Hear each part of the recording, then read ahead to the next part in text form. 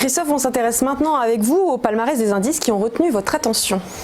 Qui ont retenu plus que mon attention celle des investisseurs, puisque nous limitons à mettre à disposition de la façon la plus efficace possible un ensemble de produits, et là sur une gamme relativement large, les investisseurs peuvent ensuite aller choisir dans cette gamme les instruments sur lesquels traiter. Alors on reste dans une tendance qui est celle que nous connaissions depuis le début du mois, c'est-à-dire aller prendre des positions sur indices par le biais de turbos, les turbos qui représentaient 55% des volumes dans leurs trois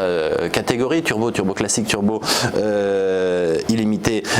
et illimité best, où nous retrouvons de nouveau les indices en tête du classement,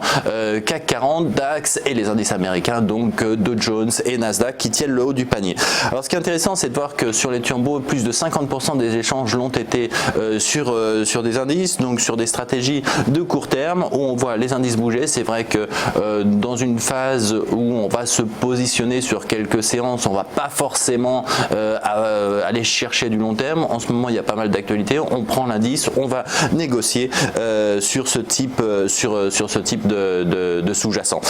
En termes d'action, la stratégie est un peu plus variée. On voit les investisseurs qui continuent d'aller traiter sur Renault, donc une action qui a fait l'actualité en début de mois, mais c'est quelque chose que l'on constate, c'est-à-dire que quand une action rentre dans les habitudes des investisseurs, on va la voir traiter pendant 2-3 semaines, et c'est ce qui se passe actuellement sur Renault, même si le flux d'actualité est peut-être réduit dans les dernières séances, les investisseurs continuent de la traiter, et donc c'est également positif. Tesla, Kering, qui sont les deux valeurs, je dirais, qu'on retrouve classiquement dans notre classement, ont également été privilégiés par les indices. Ce qui est plus intéressant pour aller choisir le sentiment, c'est de regarder ce qui se passe sur les varants, puisque les varants, c'est des produits qui vont qui vont être sensibles à la volatilité, qui vont être sensibles au mouvement. Et là, on reste sur j'ai un autre panel d'actions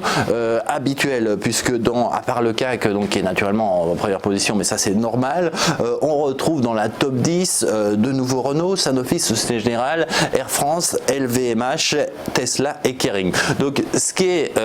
intéressant de constater, c'est que c'est des valeurs sur lesquelles les investisseurs sont habitués à traiter. C'est-à-dire que si on prend la top 10 de cette semaine, on va retrouver la top 10 depuis le début de l'année. Donc les investisseurs sont en train de se concentrer en ce moment sur les valeurs qu'ils préfèrent, donc que ce soit des indices ou les principales valeurs qu'ils sont habitués à traiter, ce qui est significatif dans une certaine mesure, puisque ça veut dire qu'on a une vision générale du marché, on va aller traiter sur les valeurs qu'on connaît le mieux. Ce qui peut être un petit peu dommage, puisque ça laisse de côté des actions qui feraient peut-être un peu plus l'actualité, mais c'est significatif du fait qu'on va aller se positionner sur ces grandes valeurs sur lesquelles on connaît bien leur mouvement, ou peut-être on a plus d'habitude. Alors nous, naturellement,